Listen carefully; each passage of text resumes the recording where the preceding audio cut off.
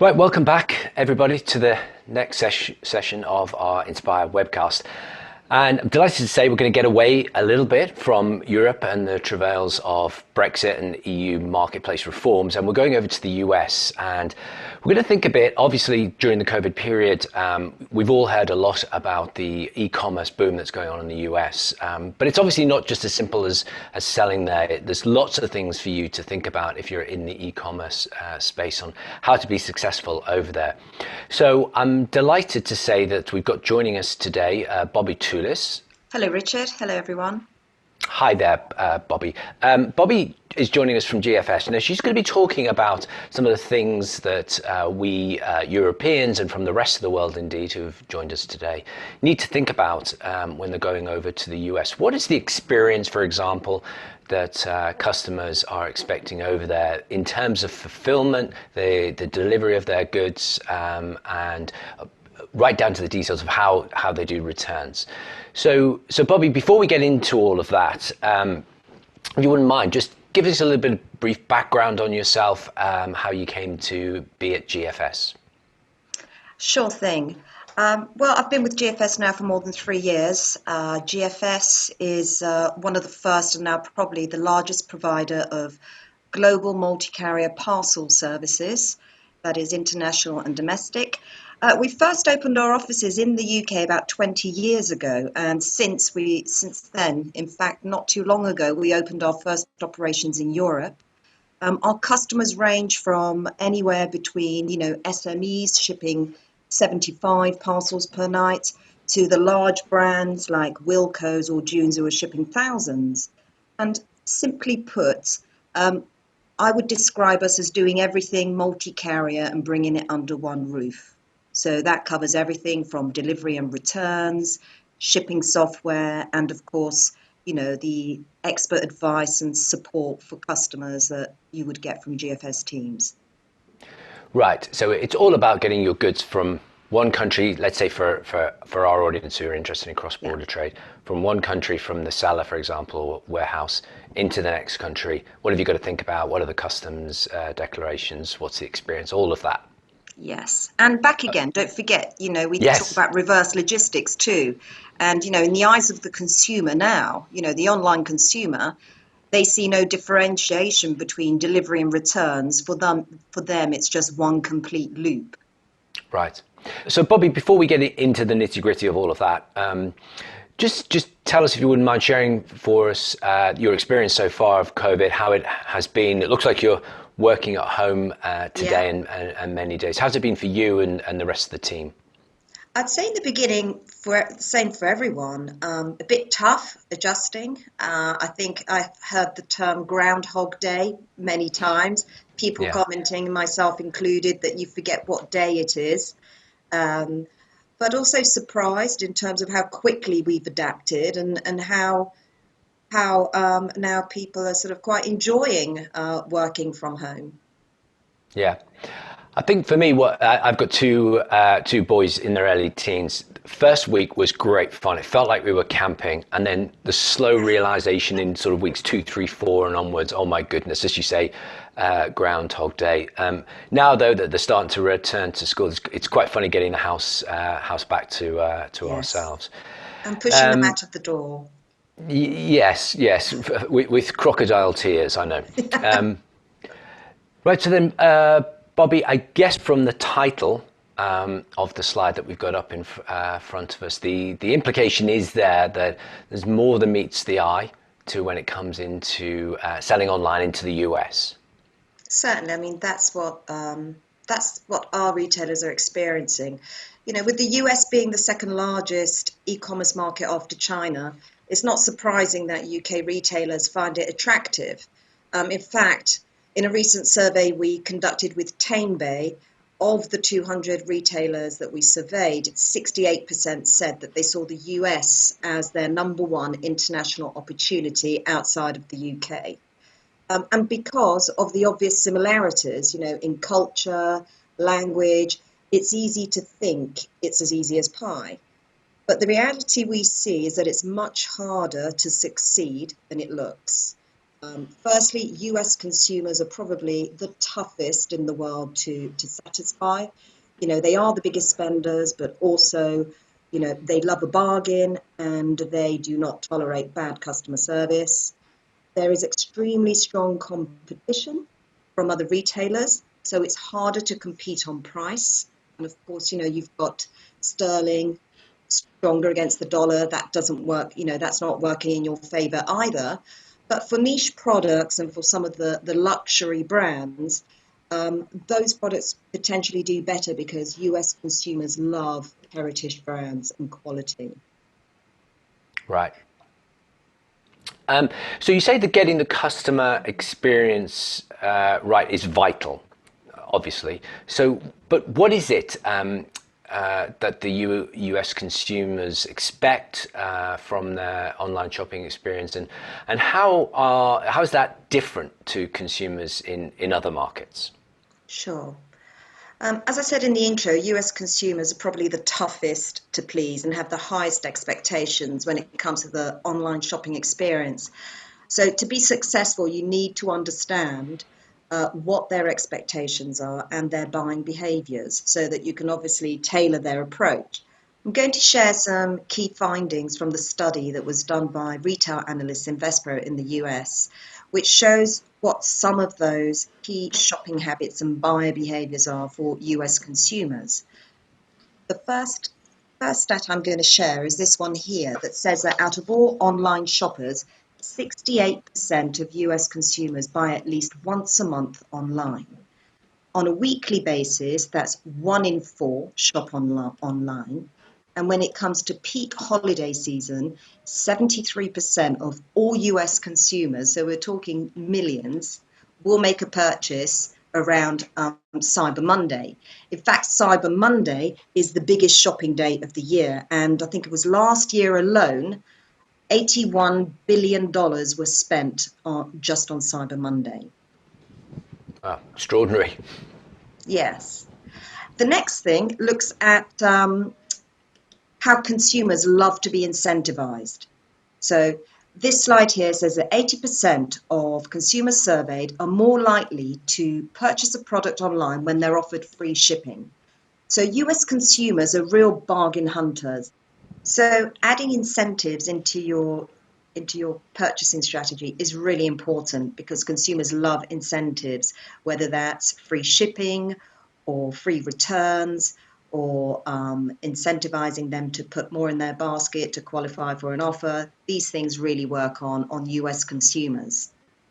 So as bargain hunters, 36% said that they often would shop around across different sites to make sure they're getting the best price possible for what they want to purchase before they decide to make the buy. And 1 in 3 said they would use coupons. So they love to be able to use coupons where they think they're getting an even additional discount on top of that. And more than half of them, 60%, like to receive marketing communications and offers before they go to make their purchase. So they really are bargain hunters and love to feel they're getting a deal. Yeah, it's interesting listening to you. It almost sounds like in the US it's a sport. You know, it's hunting Yes, down the prey. I've got to have all the equipment. I've got to have my vouchers. If I haven't done my 10 vouchers, then I'm cheating it's true. somehow. Whereas I realise I'm an appalling sample group for online shoppers. But I just want to be in. I'm typical male, obviously. In, do the deal. Don't care if I pay 50 pence or a couple of pounds more. I want to get out and go off Yeah. and do something. I'm kidding myself now. Do something more worthy with my life than It's online true. shopping. Yeah. But I think shopping in general, shopping, whether it's online or in store, is a sport. I've been to the States many times. My husband's American, and it was the first time ever in my life that I'd gone into a department store like Macy's, and people were walking around with great big supermarket trolleys to do their shopping. Wow. Wow. So different to over here. It is, and are we reaching the point now where online shopping is become the sort of leisure pastime, the way that regular retail high street shopping is? You know, that's a bit of an expedition. You're only half serious about shopping as well, but there's some enjoyment to it. I think, yes, I think that's a really interesting observation. And I think, with what's happened recently with COVID, Yeah. I think the adoption of online shopping and the shift from spending in the high street to spending online has only been accelerated. So I think that you know online shopping is not going to go back to where it was pre-COVID. We will continue to see a lot of online shopping happening.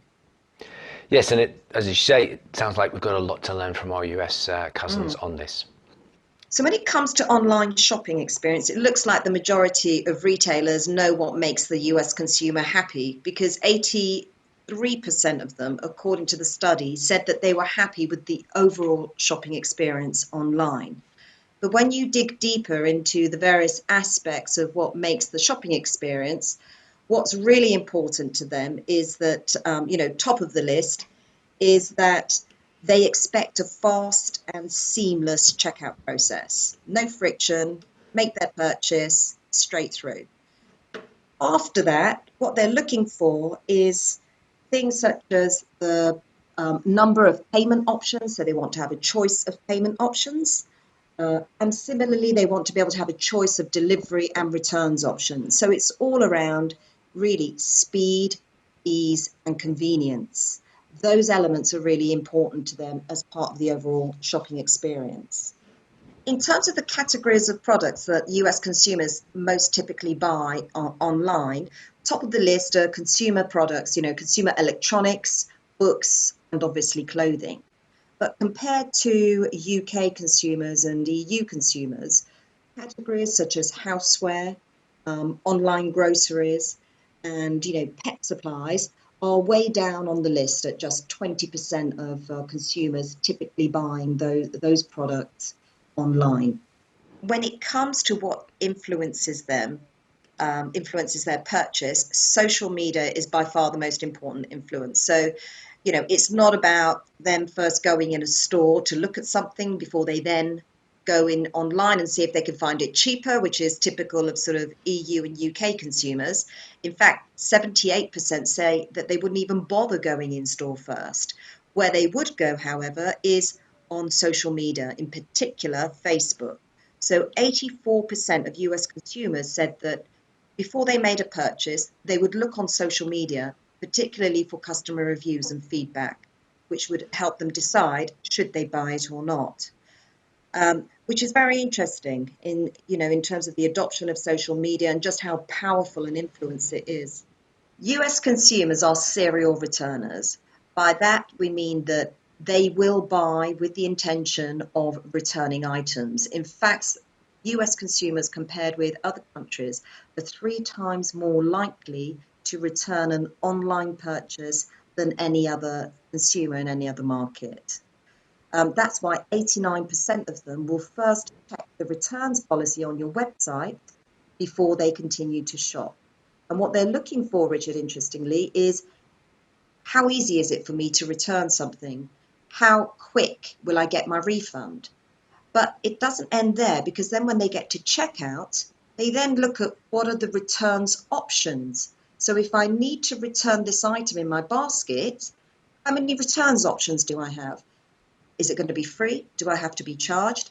What choice of options do I have? Is it collect from home, drop off at a parcel locker shop, or take to the local post office? All these aspects are really important. Even at the point of the final decision and checkout, they will look at the returns service that you're offering before deciding whether they proceed with their purchase or indeed abandon it.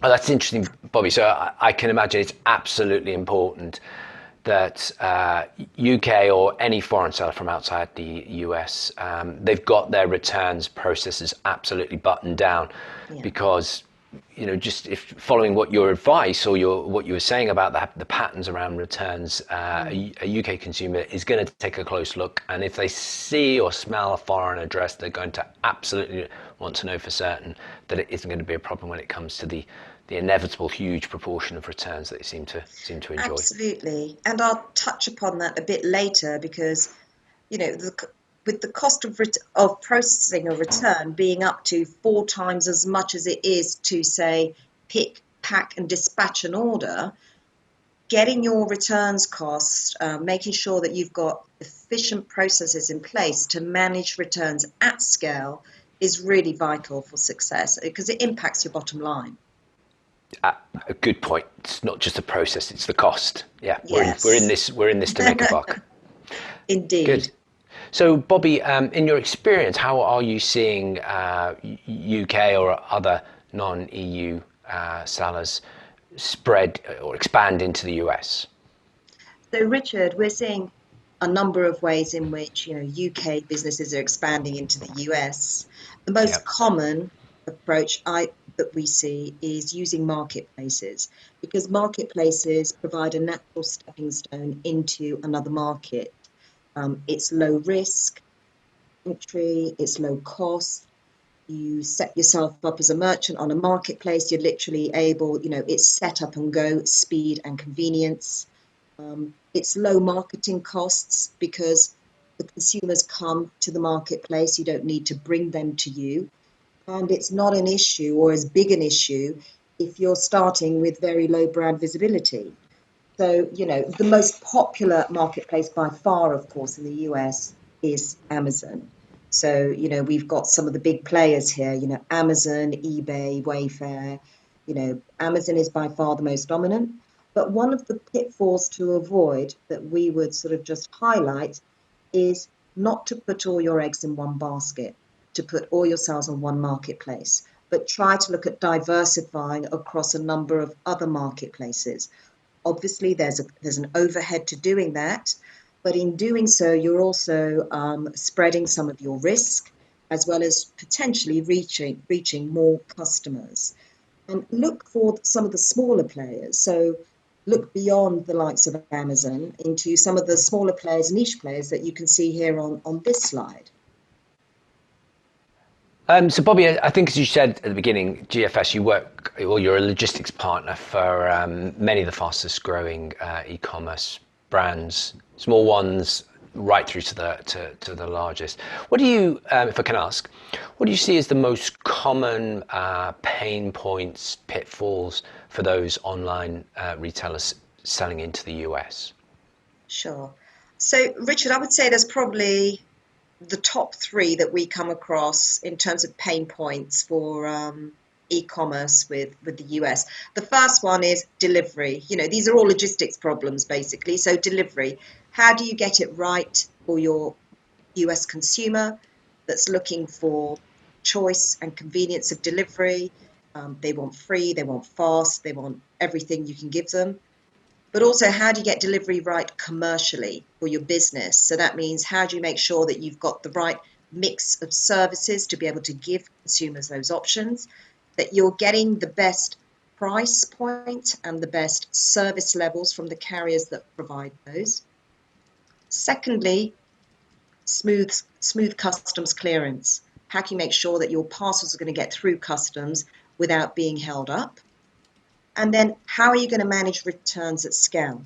So how can you make sure that you can get any returns that are coming back from customers, you can get them shipped back cost efficiently and effectively so that you can quickly get those items back into stock and resold as fast as possible.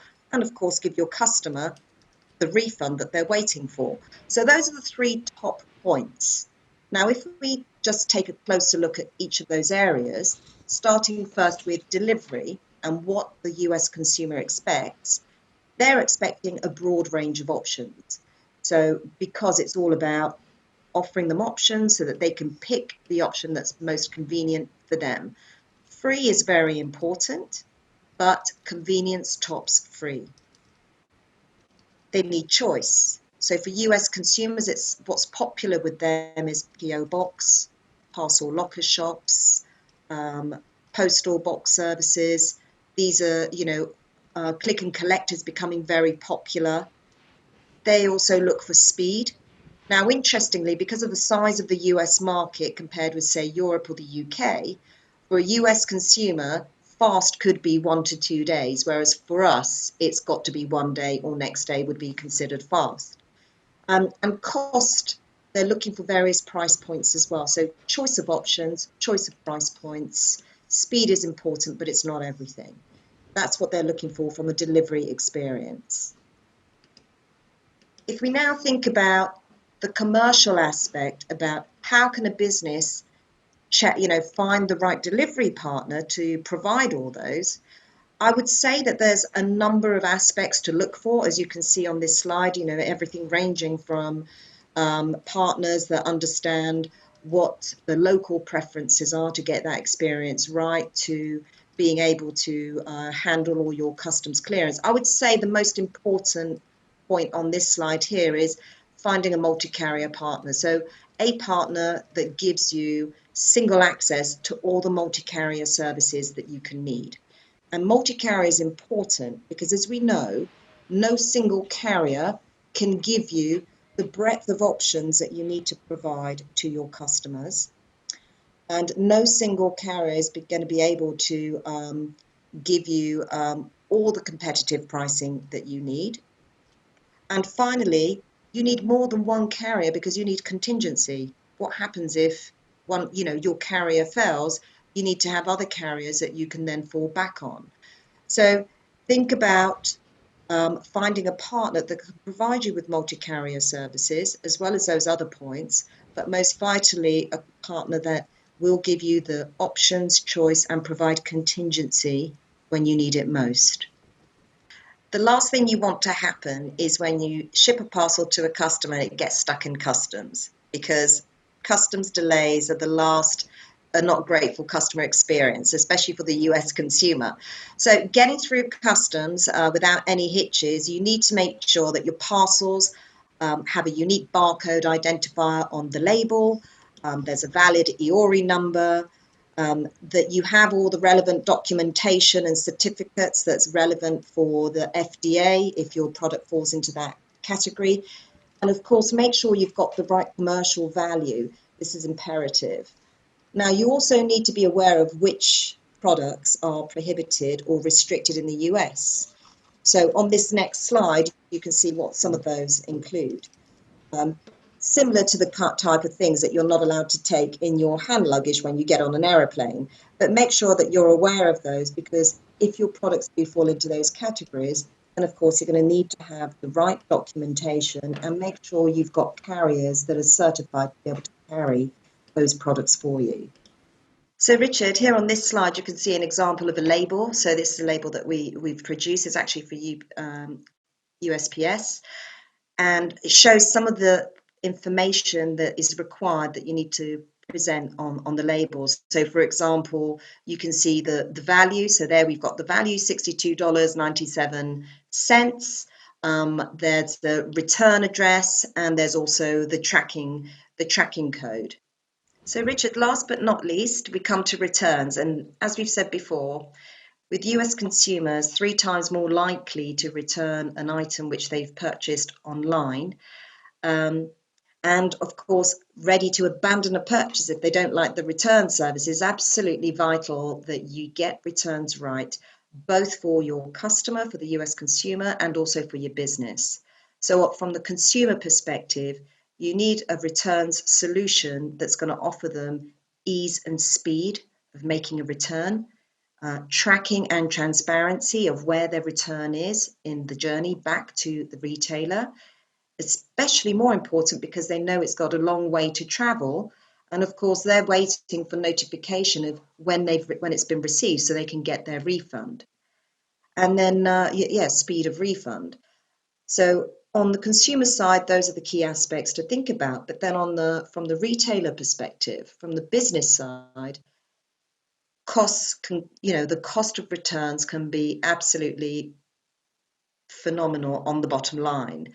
Like I mentioned earlier, returns cost businesses typically 4 times more to process than processing an order because it's far more manual handling involved. So a retailer is looking for solutions that's going to help them control, if not minimize, the cost of returns, enable them to be able to receive returns, grade them, repackage them, get them back into the warehouse and into stock as fast as possible to be able to resell those, and ensure that on the way back they're not going to get charged duty again. So making sure that as part of their processes, they're producing the right documentation to be able to get duty relief on inbound returns. And in our experience from customers using our own GFS returns portal, for example, customers who can get this right are typically able to reduce their costs by up to 50% and get stock back into the warehouse ready for resale up to 57% faster. So this really is an area to focus a lot of attention on. Right, so there's quite a long list there. And so just to recap the three things that I heard, it's all about delivery, what you were saying, the choice and conveniences for the options. The interesting piece that we heard there about the US you were saying was convenience tops free, I think you said. And obviously, I think with all three of the points, you pointed out the commercials have got to be right. Then there was the customs clearance, which unfortunately a lot of us here in Europe or in the UK with Brexit coming up, we're having to get familiar with there too. And then the returns, you raised it much earlier during this webcast, the importance of getting that right. The US will forensically look at how you're offering these, and it's great to offer a bulletproof service on that, but costs obviously are important. Making sure you can get quick turnaround and get the goods back into the warehouse. Now, they're all those 3 points. There's a lot to think about. Yes, indeed. Okay, Bobby, thanks again for all of that. I mean, any final thought or summary to everything you've just brought to our attention? I would say that the US is a fantastic opportunity for obvious reasons, but as I've just illustrated, it's not as easy as pie. There's more than meets the eye when it comes to succeeding in the US, but certainly not a market that you're going to ignore. So it's important if you want to succeed, to remember not to overlook the customer experience. Getting delivery and returns is right. But also, if there are other markets where, again, similar languages, similar in language, similar in culture, that perhaps are growing faster than markets like the US, where we are seeing customers expand. And I'm referring to markets such as Australia, South Africa, New Zealand. Think about those as well. That's a great point. I mean, you've obviously you've given us some illustration of how it works in the US. It is a tough market, albeit a huge one, but it sounds like small can be beautiful too. Absolutely. Okay, Bobby, thanks again for joining us and opening up our eyes a bit to some of the challenges of going into the US. I think it's been really illustrative. Again, thinking about delivery, customs clearance, and the whole returns process being super helpful, and just correctly reminding everybody it's a big world out there, so it doesn't have to be just the US when you're thinking about what you're doing in the future. I know Bobby's going to be joining us later for another webcast around Brexit and the particular issues there. So do look out for that one, and please do join both of us for that too. Thank you, Bobby. Thank you.